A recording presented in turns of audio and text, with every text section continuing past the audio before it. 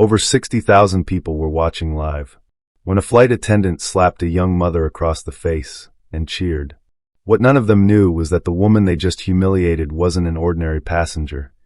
She was the CEO's wife. You know, sometimes the most important moments in history don't happen in boardrooms or courtrooms. Sometimes they happen in the most ordinary places. Like a Tuesday afternoon, on a plane at Atlanta's Hartsfield-Jackson Airport, where a young mother was about to teach the world a lesson it would never forget. Her name was Alyssa Morgan, and if you'd seen her that day, you probably wouldn't have looked twice. She was just another passenger, a tired-looking woman in her late 20s, wearing comfortable jeans and a simple sweater, carrying a baby bag over one shoulder and cradling her 6-month-old daughter, Luna, against her chest. Nothing about her screamed important. Nothing about her demanded attention. And maybe that's exactly why what happened next was so devastating. Alyssa had checked in for her flight like everyone else. She'd gone through security, bought a bottle of water, and made her way to the gate. Her boarding pass had a small gold symbol printed near the barcode, tiny, easy to miss if you weren't looking for it. It was a private status code, the kind airlines use internally. Most passengers wouldn't even know what it meant. But the flight crew should have. When Alyssa boarded the plane, she turned left. First class. She found her seat, 3A, window side, and settled in carefully, adjusting Luna's blanket, making sure everything was within reach. The diaper bag went under the seat. Her phone stayed in her hand. And that boarding pass, with its little gold symbol, she tucked under her palm on the armrest. Around her, the first-class cabin was filling up. Businessmen in expensive suits. A couple celebrating an anniversary. A tech executive typing furiously on his laptop. These were people who flew first class because they paid for it, because they expected it, because they felt they deserved it. And when they saw Alyssa, young, casually dressed, with a baby, some of them frowned. You could see it in their eyes. That look. That quick judgment. How did she end up here? Nobody said anything. Not yet. But the energy in the cabin shifted, just slightly. Like a string pulled a little too tight. For the first 20 minutes, everything was fine. Alyssa rocked Luna gently, whispering to her, keeping her calm. The flight attendants moved through the cabin, checking overhead bins, offering pre-departure drinks. One of them, her name tag read Claire Dawson, barely glanced at Alyssa as she passed. And then, as the cabin doors closed and the captain made the announcement about preparing for departure, Luna started to cry. Not loud at first.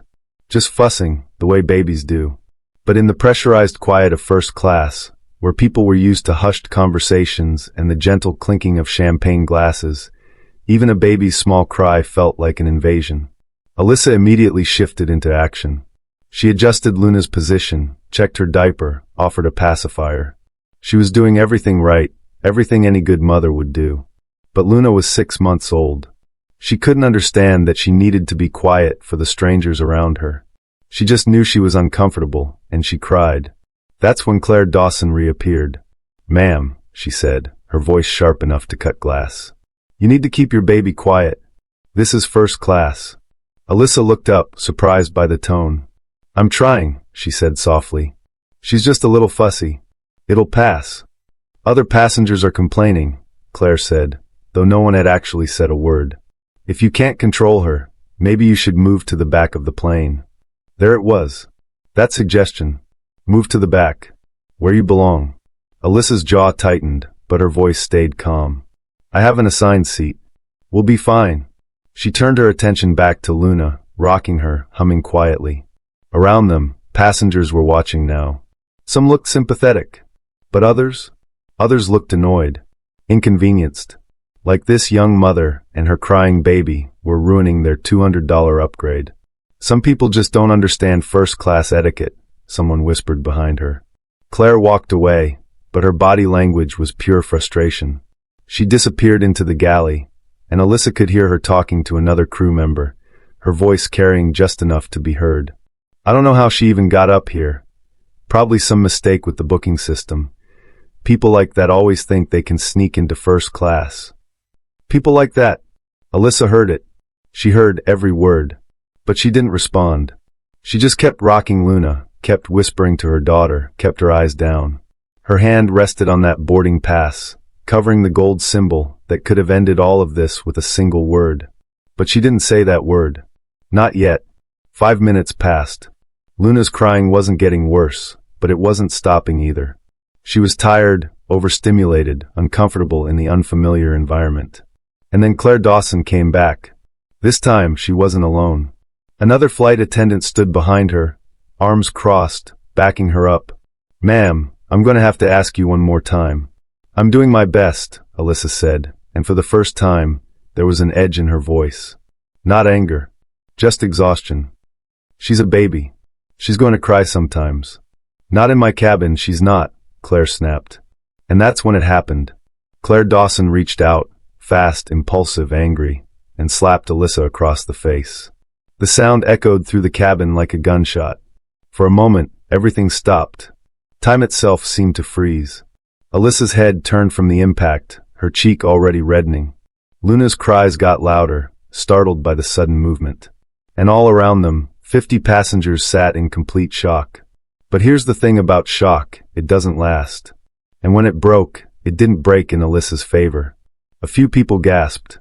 Someone said, "Oh my God." But then, almost immediately, phones came out. Not to help Alyssa. Not to call for security to protect her. No, to record what they thought was going to be a viral video of an entitled passenger getting what she deserved. Because that's what they saw. A flight attendant, in uniform, taking control of a difficult situation. A young mother who must have done something to provoke it. Someone who didn't belong. Finally, a man in 4C muttered. Someone standing up to these entitled parents. A woman across the aisle nodded approvingly. And just like that, the narrative was set. Alyssa was the problem. Not the person who hit her. Not the crew member who had just committed assault in front of witnesses. Her. The young mother. The woman with the crying baby. The woman who didn't look like she belonged in first class. Alyssa's hand went to her cheek. It was stinging, hot, painful. But her expression didn't change. She didn't yell. Didn't cry. Didn't make a scene. She just adjusted Luna's blanket with trembling fingers and kept rocking her daughter. Her silence was unnerving. Claire seemed to take it as submission. "Control your screaming child," Claire said, loud enough for everyone to hear, "or I'll have security remove you both from this aircraft." A few passengers actually applauded. That's when Captain Robert Hayes entered the cabin. He was a veteran pilot, 22 years with the airline, thousands of flights under his belt. He looked authoritative in his uniform, the kind of person you'd trust to get you safely from point A to point B. But here's what you need to understand about authority. It can be used to protect, or it can be used to punish. And Captain Hayes had already decided which side he was on. "Ma'am," he said, his voice cold and official, "federal regulations require passengers to comply with flight crew instructions. If you cannot do that, you will be removed from this flight." Alyssa looked up at him, really looked at him, and in that moment, something passed between them, some wordless communication that only she understood. She glanced at her phone. 7 minutes until scheduled departure. 7 minutes until the doors would close and the plane would push back from the gate. 7 minutes until everything changed. Meanwhile, in the back of the cabin, a college student named Marcus had been filming the whole thing. Not on his phone's camera app, on TikTok. Live. Streaming everything in real time to whoever wanted to watch. When the slap happened, his viewer count jumped from a few dozen to a few hundred. By the time Captain Hayes showed up, it was at 18,000. And the comments? They were brutal. Finally, a flight attendant with a backbone. That mom looks like nothing but trouble. Good for the crew. People need to learn respect. If you can't control your kid, don't fly first class. 18,000 people, watching live, taking the side of the flight attendant who had just assaulted a passenger. Air marshals appeared from somewhere in the back. Airport security stood by at the jet bridge entrance. What had started as a crying baby on a Tuesday afternoon flight was now a full-blown incident, broadcast live to thousands of people, spiraling out of control by the second. Captain Hayes crossed his arms. "You have 30 seconds to comply, or you're off this plane." Claire folded her arms, smug and satisfied. "This is exactly why we have rules," she said to another flight attendant, loud enough for Alyssa to hear. "People like her always try to play the victim." The entire cabin was watching. judging, waiting.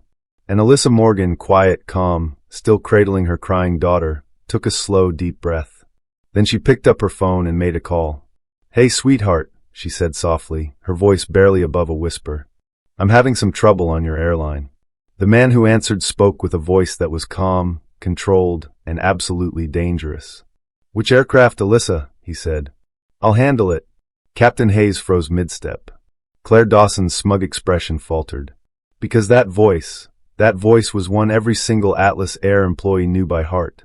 It belonged to Jonathan Morgan, Chief Executive Officer of Atlas Air, and the woman they'd just humiliated, assaulted, and tried to throw off the plane. She was his wife. You know that feeling when you realize you've made a terrible mistake? When your stomach drops and your mouth goes dry, and every cell in your body is screaming at you that you've just done something you can never, ever take back. That's what was happening to Claire Dawson and Captain Robert Hayes in that moment. Except they didn't know it yet. Not quite. Not until Alyssa put her phone on speaker. "Which aircraft, Alyssa?"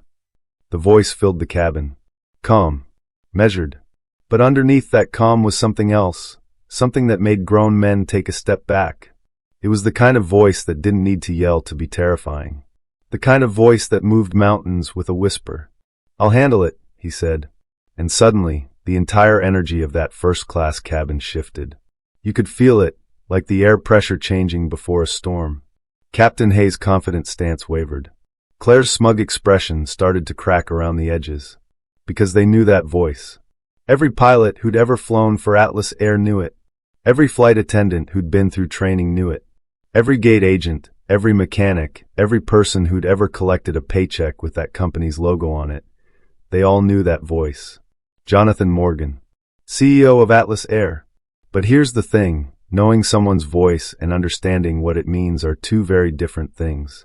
And in that moment, as recognition spread through the crew like wildfire, they were all trying to do the math. Trying to figure out why the CEO of their airline was on the phone with this woman. This young mother in casual clothes with a crying baby. This person they'd decided didn't belong. An older flight attendant in the galley went pale. "Oh God," she whispered. That's Morgan." Alyssa's voice stayed soft, almost apologetic, like she was sorry to bother him. "Flight 2447 out of Atlanta. We're still at the gate." "Put me on video," Jonathan said. She switched to FaceTime, and when that screen flipped around so everyone could see, the cabin collectively held its breath. There he was, Jonathan Morgan, not calling from home, not calling from a car. He was in a boardroom. A massive boardroom with floor-to-ceiling windows showing the Atlanta skyline. And behind him, filling the leather chairs around a conference table, were a dozen executives. Vice presidents, operations directors, the head of legal, the entire leadership team of Atlas Air. And they were all watching. Jonathan's face was calm, but his eyes were fire. "This is Jonathan Morgan," he said, his voice now echoing through Alyssa's phone speaker for the entire cabin to hear. "CEO of Atlas Air. I need everyone on that aircraft to listen very carefully." 180 passengers went silent. Even Luna seemed to sense the shift, her cries fading to small whimpers. "Step away from my wife and child. Now. My wife." Those two words hit the cabin like a physical force. You could see it ripple through the passengers, the realization, the horror, the sudden understanding that they'd all been part of something terrible. Captain Hayes stumbled backward. His face had gone from authoritative red to ash gray in seconds. Claire Dawson's hand flew to her mouth, her eyes wide with the kind of panic that comes when you realize your entire life is about to change. On Marcus's TikTok livestream, the viewer count exploded. 25,000, 30,000, 42,000 people watching in real time as this story took a turn nobody saw coming. The comments section was going absolutely insane. "Wait, what? She's the CEO's wife. Oh my God, they're so fired. Y'all, I can't breathe, this is insane. That flight attendant is done. This is the craziest thing I've ever seen live." Jonathan's voice cut through the chaos. "Captain Hayes." Hayes jumped like he'd been electrocuted. "Sir, Be quiet," Jonathan said, and Hayes's mouth snapped shut. "Ms. Dawson." Claire made a sound that might have been words, but came out more like a whimper. "I want both of you to understand something," Jonathan continued. His voice was still calm, eerily calm. I've just watched the last 10 minutes of footage from multiple angles. My security team is reviewing it right now. And what I saw was a flight attendant, one of MY flight attendants, physically assault my wife while she was holding our infant daughter. He paused, letting that sink in. In the boardroom behind him, you could see executives on their phones, typing frantically on laptops. The head of legal was already writing notes. Sir, I can explain, Claire started. Explain what? Jonathan's voice dropped even lower. Explain the rule that allows a flight attendant to strike a passenger? Please, Ms. Dawson. Show me that rule. I'll wait. Silence. Complete, suffocating silence. Because there was no rule. There never had been. What Claire had done wasn't procedure. It wasn't protocol. It wasn't even close to legal. It was assault. Plain and simple. Captured on camera from multiple angles. Witnessed by 50 people in person and broadcast live to over 42,000 more online. I want you to understand the severity of what's happening right now, Jonathan said. The young man in seat 18B who's been live streaming this? His video has been viewed by 42,000 people. And counting. Every major news outlet is going to have this footage within the hour. The Department of Transportation will see it. The FAA will see it. The FBI will see it, because assault on an aircraft is a federal crime. Claire's knees buckled. She grabbed the seat back to keep from falling. But here's what really matters, Jonathan continued, and now his voice had an edge that could cut steel. My wife was assaulted while holding our 6-month-old daughter. That's not just assault, Ms. Dawson. That's child endangerment. You struck a woman holding an infant. Do you have any idea what could have happened if she dropped Luna? If the baby had hit the armrest or the floor? Alyssa sat perfectly still through all of this, one hand on Luna's back, the other holding the phone. Her cheek was still red from the slap. She hadn't said a word. She didn't need to. Her silence was more powerful than any speech could have been. Captain Hayes, Jonathan said, turning his attention to the pilot. You witnessed an assault on a passenger and not only failed to intervene, you threatened to remove the victim from the aircraft. You sided with your crew over federal law, over basic human decency. I was just trying to support my team, Hayes stammered. Your team committed a crime, Jonathan said flatly, and you became an accessory to it. One of the executives in the boardroom leaned forward, whispered something to Jonathan. He nodded. I've just been informed, he said, that our internal review has pulled your files. Captain Hayes, you have 7 formal discrimination complaints filed against you in the last 8 years. 7. Do you know how much money Atlas Air has paid out in settlements because of your behavior? $2.3 million. We've been covering for you, quietly handling complaints, hoping you'd change. That ends today. Hayes looked like he might throw up. Ms. Dawson, you have 3 written warnings in your personnel file for racially biased remarks toward passengers. 3. And here's what I find particularly disturbing. We have audio recordings from the cabin. Not just from the live stream. From our own internal systems. Would you like me to play them? Claire shook her head frantically, tears streaming down her face. I didn't think so, Jonathan said. But I'm going to share a few quotes anyway. For context. He looked down at something off-screen reading. Control your brat. People like you always sneak into first class. And my personal favorite, your baby daddy won't save you from federal law. A collective gasp went through the cabin. Because now it was all out in the open. The bias. The assumptions. The cruelty that had been lurking underneath the surface all along. For the record, Jonathan said, his voice cold as ice, I am Luna's father. I'm Alyssa's husband. And I absolutely will save her from people like you. Because unlike you, I actually understand federal law. Alyssa finally spoke, her voice quiet but steady. Jonathan, I'm okay. Luna's okay. I know, sweetheart, he said, and for just a moment his voice softened. But they're not going to be. He looked directly into the camera. Claire Dawson and Robert Hayes, you are both terminated, effective immediately. Security will escort you from the aircraft. You will not fly for Atlas Air again. You will not work in aviation again if I have anything to say about it. And trust me, I have a lot to say about it. Please, Claire sobbed. Please, I have a mortgage, I have bills. You should have thought about that before you assaulted a mother holding her baby, Jonathan said. Federal charges are being filed as we speak. Assault. child endangerment, civil rights violations. You'll be hearing from law enforcement very shortly. On the live stream, the comment count was climbing faster than anyone could read. Justice. This is the most satisfying thing I've ever seen. She stayed so calm the whole time. OMG. Power move of the century. That CEO is not playing around. The view count hit 50,000. Then 60,000. This wasn't just going viral. It was exploding across every platform. Twitter, Instagram, Reddit, YouTube. Everyone was sharing it, reposting it, commenting on it. Airport security entered the cabin, walking past the stunned passengers. Behind them came 2 FBI agents, because assault on an aircraft isn't just a crime, it's a federal crime. Claire Dawson, one of the agents said. She was crying too hard to answer. They took her arms gently but firmly, reading her rights as they escorted her off the plane. Captain Hayes tried one last time. Mr. Morgan, I have a family. So does my wife. Jonathan cut him off. So does every passenger on every flight you've ever treated with suspicion or contempt. Your license is being reviewed by the FAA. I'm personally requesting a full investigation into every complaint ever filed against you. You're done. As Hayes was led away, the cabin remained frozen. 180 people who had watched this unfold, many of whom had sided with the crew, now sat in their seats, realizing they'd been complicit in something horrible. Realizing they'd judged a woman based on nothing but appearances. Based on assumptions. Based on bias they didn't even know they had. An older woman in first class stood up, walked over to Alyssa. I'm so sorry, she said, her voice breaking. I'm so sorry. Others joined her. Apologizing. Ashamed. Coming face to face with their own prejudices in the worst possible way.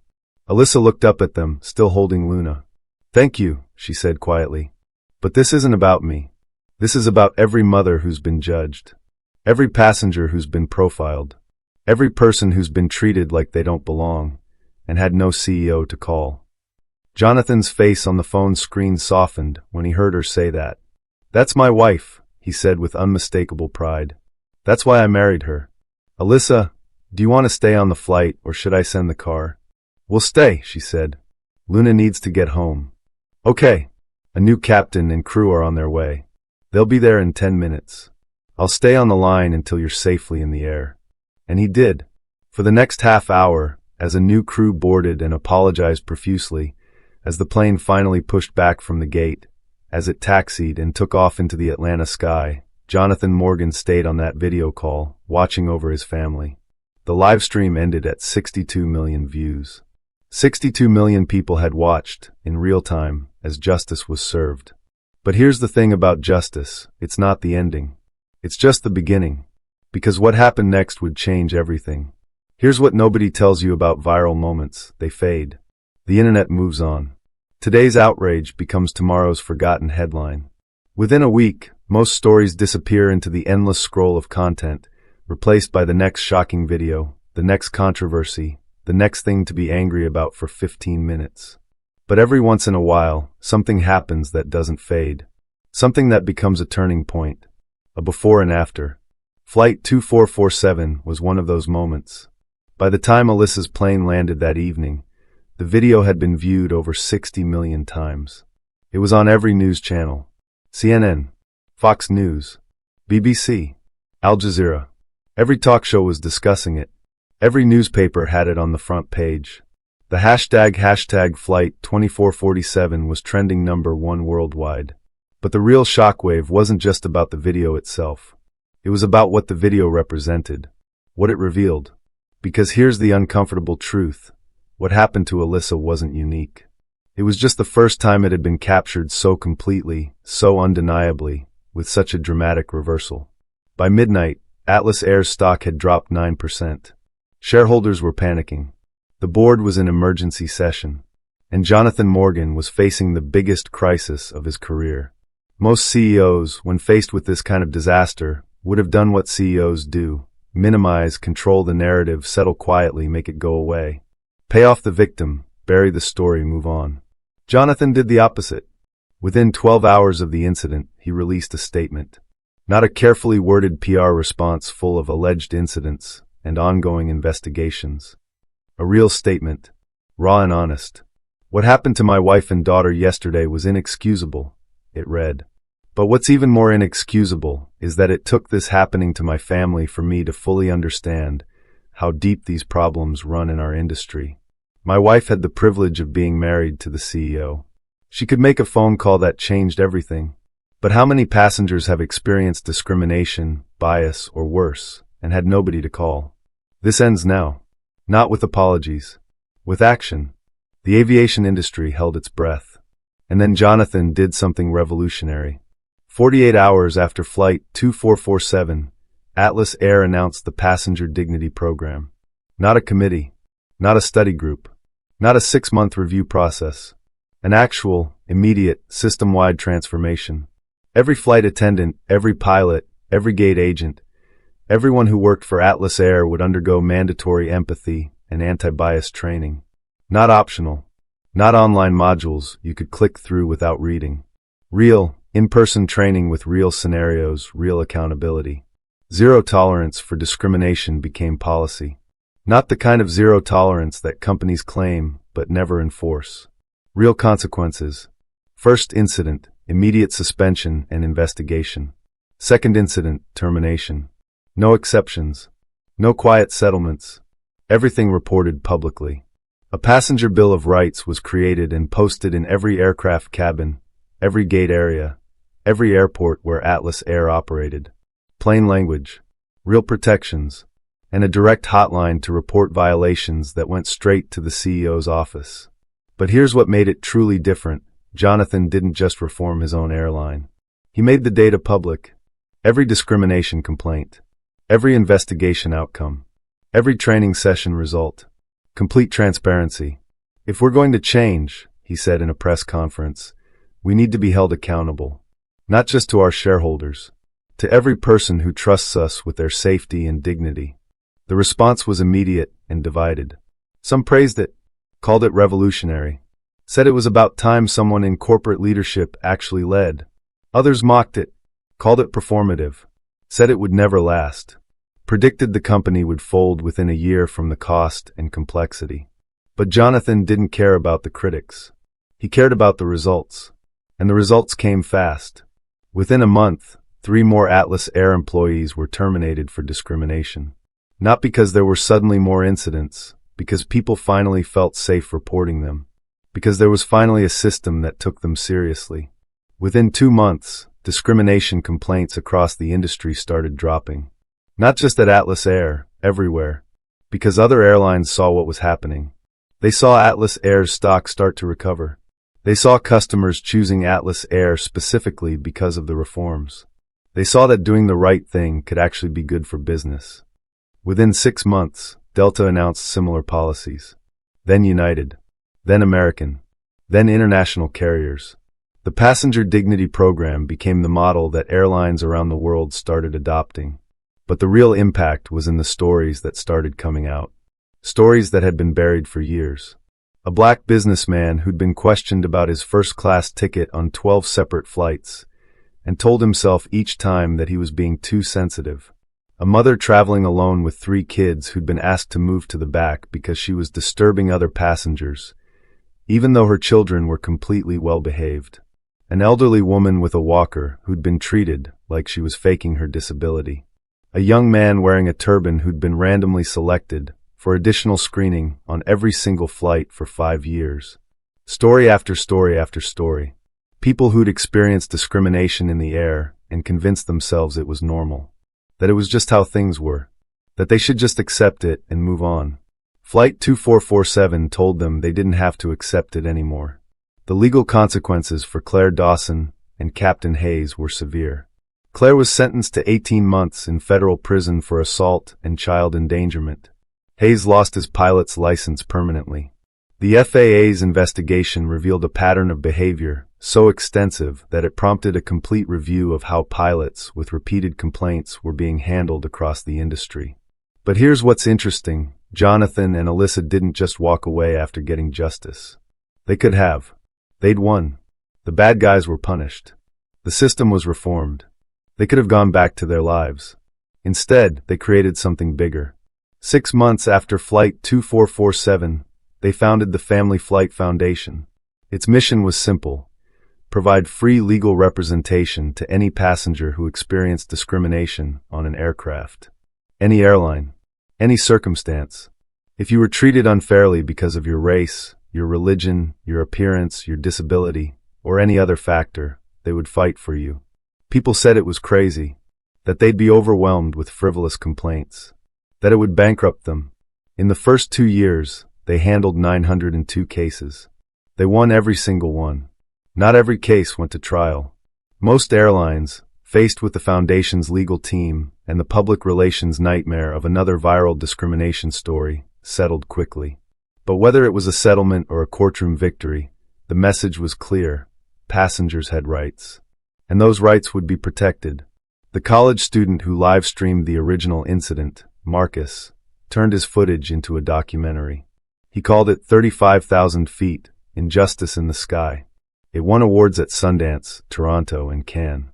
It was shortlisted for an Academy Award. More importantly, it was watched by over 100 million people worldwide. The documentary didn't just replay the viral video. It dug deeper.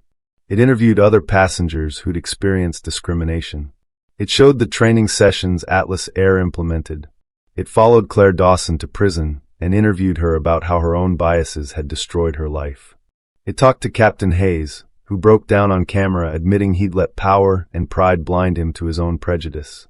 It was uncomfortable to watch. It made people confront their own assumptions. But it started conversations that needed to happen. Congress took notice. Within a year, they passed the Aviation Accountability Act, requiring every airline to publicly report discrimination incidents, investigation outcomes, and training compliance. No more hiding complaints. No more quiet settlements that buried patterns of abuse. The data that emerged was shocking. Before Flight 2447 and the reforms it sparked, discrimination complaints in aviation were running at about 15,000 per year across all U.S. carriers. Within 2 years of the new policies, complaints dropped to 4,500. That's a 70% decrease. Not because discrimination stopped overnight, but because airlines finally had real incentives to prevent it, and passengers finally had real protections when it happened. Atlas Air's transformation was the most dramatic. Pre-Flight 2447, they'd been averaging about 20 complaints per month. After the reforms, in the first year, complaints actually went up to 40 per month because people felt safe reporting them. But by the second year, they dropped to 5 per month. And by the third year, they were down to fewer than 2. The company's reputation shifted from the airline where the CEO's wife got slapped to the safest airline in America, particularly for families, particularly for mothers traveling alone, particularly for people who'd previously felt like they had to be on guard every time they flew. And the business results? Atlas Air's stock didn't just recover, it soared. Within 6 months of the incident, profits were up 25%. Turns out, treating people with dignity is actually great for business. Who knew? But the real measure of success wasn't in stock prices or profit margins. It was in the small moments that most people never saw. Like the flight attendant who noticed a nervous Muslim woman and went out of her way to make her feel welcome, bringing her extra water and chatting with her about her kids. Like the pilot who came out of the cockpit to personally greet a disabled veteran and thank him for his service before takeoff. Like the gate agent who saw a tired single mom struggling with luggage and a toddler, and not only helped carry their bags but upgraded them to first class with a smile. These weren't isolated incidents. They became the culture. Because when you train people to see passengers as human beings instead of problems to manage, something shifts. Empathy becomes automatic. Kindness becomes normal. 3 years after Flight 2447, Alyssa and Jonathan were interviewed on 60 Minutes. Luna, now a happy 3-year-old, played with blocks in the corner of the room while they talked. "Do you ever regret not identifying yourself earlier?" the interviewer asked Alyssa. "If you'd just shown them who you were, none of this would have happened."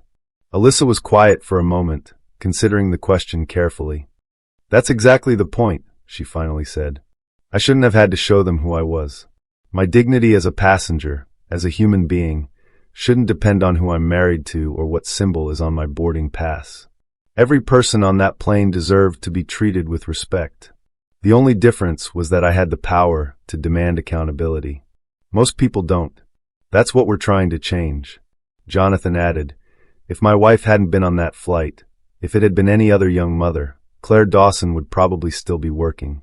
Captain Hayes would still be flying. Those 7 discrimination complaints in his file would have turned into 8, 9, 10. The system would have protected them and failed the passengers. That's what was broken. That's what we're fixing. Do you think it's fixed? The interviewer asked. No, they both said at the same time. But it's better, Alyssa continued. And it's getting better every day. That's all we can ask for. Progress. Not perfection, but real, measurable, meaningful progress. Today, if you fly on Atlas Air, or on most major airlines, for that matter, you'll see that passenger bill of rights posted in the cabin. You'll notice flight attendants who've been trained differently. You'll experience a culture that's shifted, even if just a little bit. And if you're a young mother traveling alone with a baby, you'll probably be treated with a little more patience, a little more understanding, a little more humanity. Because somewhere, at 35,000 feet, the memory of Flight 2447 is still flying. Luna is 7 years old now. She travels frequently with her parents, flying all over the world. And every single flight crew that sees her knows who she is. Not because she's the CEO's daughter, but because she's the baby who changed an industry. Flight attendants stop to say hello. Pilots come out to meet her. Gate agents smile and wave. Not because they have to, because they're genuinely happy to see her. Because she represents something important, proof that one moment of injustice, confronted with courage and accountability, can create lasting change. Last year, on the 5-year anniversary of Flight 2447, Alyssa and Luna flew from Atlanta to Los Angeles. They sat in first class, seat 3A, the same seat where it all happened. The flight attendant working that cabin was new, young, fresh out of training. She brought them drinks and snacks, chatted warmly about Luna's stuffed elephant, made sure they were comfortable. As they were landing, the flight attendant stopped by one more time. Mrs. Morgan, she said quietly, I just wanted to say thank you. I went through the passenger dignity program during my training. We studied what happened on your flight. It's why I applied to work here, because I wanted to be part of an airline that actually cares about doing the right thing. Alyssa smiled, squeezed the young woman's hand. Thank you for seeing passengers the way they deserve to be seen. Always, the flight attendant said. And she meant it. That's the real legacy of Flight 2447. Not the viral video. Not the dramatic confrontation. Not even the reforms and the policies and the programs. The real legacy is in the hearts and minds of people who learned that silence in the face of injustice is a choice. That power without accountability is dangerous. That every person, regardless of who they are or where they're sitting or what they look like, deserves to be treated with basic human dignity. It's in the mother who now flies without fear. It's in the businessman who's no longer questioned about his ticket. It's in the flight attendant who chooses kindness. It's in the pilot who sees passengers as people, not problems. It's in everyone who watched that video and asked themselves, would I have spoken up? Would I have intervened? Or would I have been part of the problem? Because here's the thing about that day in Atlanta. It didn't just expose one flight attendant's cruelty or one pilot's bias. It exposed something much bigger. It held up a mirror to an entire industry, to a culture of casual discrimination that had been normalized for so long that people stopped seeing it. And when you finally see something, really see it, you can't unsee it. You can't go back to pretending it's normal. You have to change. Flight 2447 changed everything because one woman refused to be silent. Because one man used his power to demand accountability instead of covering it up. Because thousands of people watched and decided they didn't want to live in a world where that kind of treatment was acceptable. The quietest woman in the cabin became the loudest lesson the world needed to hear. Not because she shouted, but because she stood firm. And when the moment came, when she had the power to demand justice, she didn't just demand it for herself. She demanded it for everyone. That's how you change the world. Not with grand speeches or dramatic gestures, but with quiet courage, unwavering dignity, and the simple, radical belief that every person deserves to be treated like they matter. Because they do. Every single one. At 35,000 feet and everywhere else. Sometimes, life reminds us that power isn't about titles or uniforms, it's about integrity. That flight showed the world that dignity has no class, and respect has no color. If you believe in standing for what's right, even when no one else does, hit that like button, subscribe, and share this story with someone who needs to remember that quiet strength can change the world.